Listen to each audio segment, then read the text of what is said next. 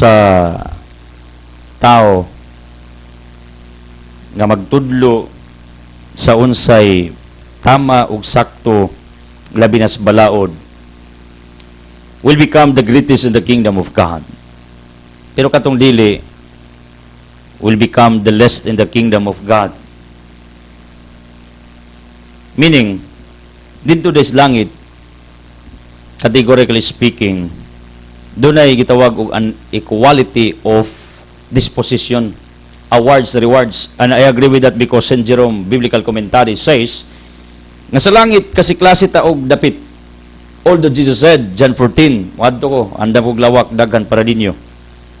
Pero kabalo mo, naay an equality of rewards in heaven.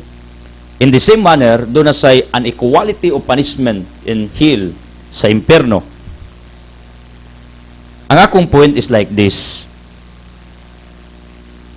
Kung sa liyok to nito, ang mga apostoles naglalis 15 dako nila, among them, silang grupo, si Kristo miria, gusto mo mahimong dako pagpaubos, maway pinaka-leader ninyo, pinakadako ninyo. Ang competition mangguding kalibutana sa business world, magkompetensya ay sa negosyo, sa produkto, sa serbisyo. Ang uban magkompetensya ay og kisay gwapog balay. Ang uban magkompetensya ay kinsay gwapog sakyanan. Ang uban magkompetensya ay kung kinsay gwapo, kinsay gwapa. Ang uban kinsay kwartaan. There are many competitions happen on this planet Earth. Pero kabalo mo, based on my understanding, competition is not bad. Labi na sa business world. Because it motivates individual to innovate, to become creative. Aron maka-imbento pa siya, makahimo siya, maka-upgrade siya sa unsay services, produkto ngayang gi-offer sa publiko. Ngunang para nako walay dautan kining makigkompetensya ka to become successful, to become triumphant, to become excellent, to become famous. Wa ginay dautan, believe me. Please, don't get me wrong. Kung sa imong pakikompetensya wala kay gitamakan nga tao kasing-kasing, wala ka maghimo og dautan, because this is what I believe also in a certain principle of life. Sometimes we want to be at the top by hurting anyone, and that's not good, because sooner or later you will be falling down. Liyok itin ang magpataas magpaubos o ang magpaubos mapataas, because God sees everything. And it is not good to hear, according to a certain author, you are successful by defeating others.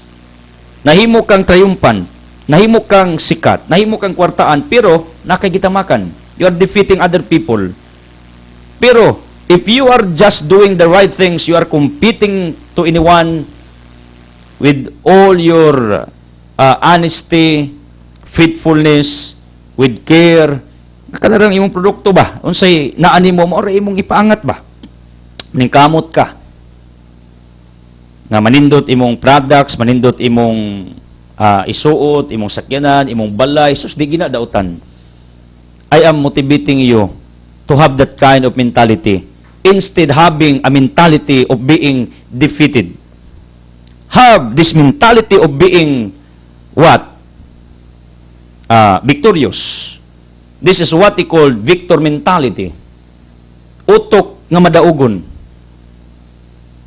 Kay, the way you look at your existence, the way you look at your situation, the way you look at your personality matters. Kung nagunaw na ka, pirme nga, defeated ka, down ka, wa kay kwinta, wa kay nungdan, then, ingana ang may tabo nimo. I believe on that.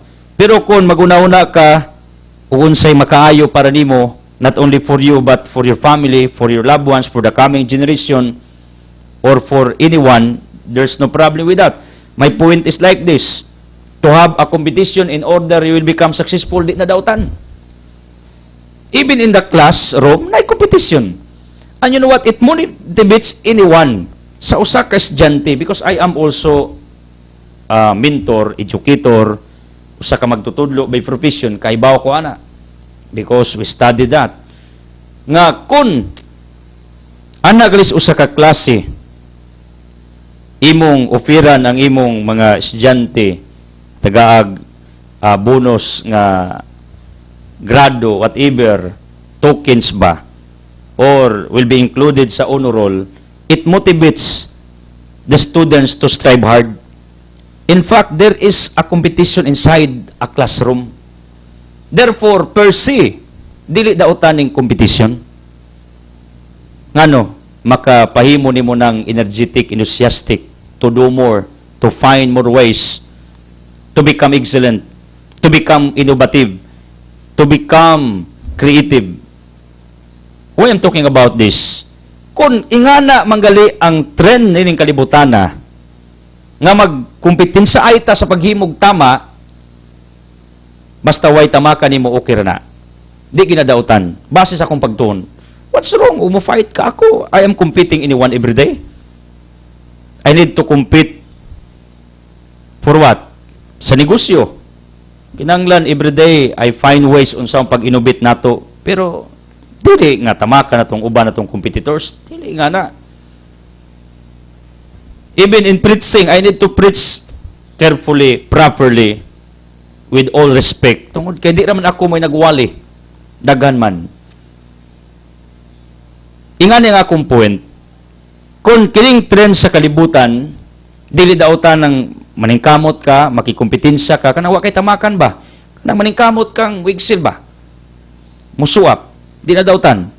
Unsa ka kun ato nang himuon sa atong kaluwasan? How? Let's compete in doing good things on this planet Earth. Even Paul suggested like that. Philippians chapter 3, mingon si Pablo, wala ko magpasabot nga nakabot ko na kini o nahingpit na ako. Nagpada ko sa pagpaningkamot sa pagkabot ni ini kay ako iyaman ni Kristo Jesus. Hinoon, maigsoon, wala gyud ako magunawna nga nakabot ko na ang akong gitinguha. Ang gihimo ko mao ang pagikalimot sa nangagi ug ang pagpaningkamot kutob sa mahimo aron makaabot sa daganan. Busa nagdagan ako diretso gayud sa daganan aron maangkon ko ang ganti sa pagkatinawag sa Dios pinaagi ni Kristo Jesus ngadto sa kinabuhing wali katapusan. What Paul said, midagan siya. He had a race nga giapilan. And even diya sa race, mga contest, mga games, na competition. And it is not bad. Ano? It excites you. It energizes you to run, to do faster, excellently. Mo na gibuhat ni Pablo, yung sa ako, ning kamot ko tanan, aron makaabot ko sa daganan. Unsa nang daganan na? The eternal life. Kung kining kalibutan na competition is not bad, para nako, kung maningkamot ka to do the right things, to do the exact things, to do more good things on this planet Earth. 5:10 sa 2 Corinthians it says, ang imong mga buhat mo himuong grounds Ginoo, if you are worth it to be with Him in eternity. Mao na nga akong suggestion ninyo, unsay maayo ug maglumba tag himog maayo. Ang ako mangong nakita, ingani, daghang tao naglumbag himog sala, daghang tao naglumbag take og drugs, ang uban naglumba og bisyo, ang uban naglumba og illegal, ang uban naglumba og binuang, ang uban naglumba og katapuan, ang uban naglumba og standby, ang uban naglumba og way gibuhat. Do you think that is good? No. Competition in the positive side is good. Competition in the bad side is bad. Kaya daghang klaseng competitions. Unsa kay maayo nga maglumbaanay ta ingos Pablo sa paghimo og maayo. Instead having this crab mentality, because this is the sickness of Filipinos. Although I am a Filipino, but I need to tell you, aron makamove-on ta, na usahay moabot sa point nga naataan ni crab mentality, ang uwang bitaw ibutang des basket, pag musakang usab birahon man na. Pero look at Japanese people, Chinese people, Korean people, very successful because they have no crab mentality. They are competing to do the good things for their welfare. They are doing everything aron moigsil sila sa ilang individual life. Ug mao ni ang akong point karon, kaingon si Kristo kamong wa magtudlo, o iwit mo sa langit, kamong nanudlo sa balaod, una mo sa langit, imos Kristo wala. Paningkamot mo, nga mag-una mo sa langit. Simple. Muna ang pinaka-bottom line. Si Kristo encourages according to our gospel. Iyang gi-encourage ang mga audience niya. Naman kamot mo, pagtudlo mo, paghimo mong maayo, paghimo mong tama, in order you will become the greatest in the kingdom of God. You got my point? Dili dadautan, kining tudluan tamo nga mahimong great people. Because according to John Maxwell again, the real leader teaches other people to become much better than a certain leader. Ang tinuod nga leader, mutudlo na, muproduce na, mu-encourage naglain, nga mas mulabaw pa niya ang nagtudlo.